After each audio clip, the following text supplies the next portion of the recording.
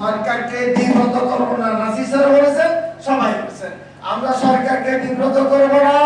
আমরা এই সরকারকে শত জনের শাহাদাতের বদলায় পেয়েছি। আমরা এই সরকারকে চাই, সরকারের বিরুদ্ধে আমরা না।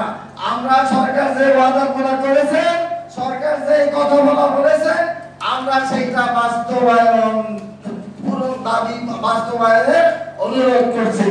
সাথে এক কথা বারবার আছে, ছোট্ট ছোট্ট করে শতভাগ উৎসব কথা। আমরা এই আপনি ওয়াদা করেছেন আগামীতে আমি এই দিক থেকে উৎসব কথা দাবি করছি। আর ছোট্ট ছোট্ট কথা, সরকার এক গ্রুপকে বদলে দিবেন, এই এক বৈষম্য আমরা এই বৈষম্য চাই না।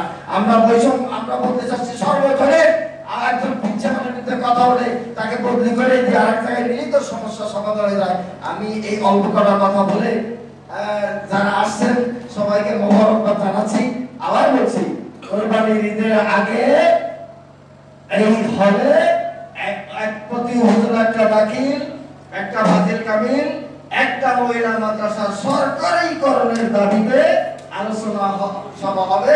আপনাদের সবাইকে আসার, থাকার, যারা বদলি বক্তাসী সবাইকে থাকার অনুরোধ করে মুফতি মতিউল হক সরকারকে সংক্ষিপ্ত আলোচনার অনুরোধ করছি। আসসালামু আলাইকুম ওয়া রাহমাতুল্লাহ। এখন আপনাদের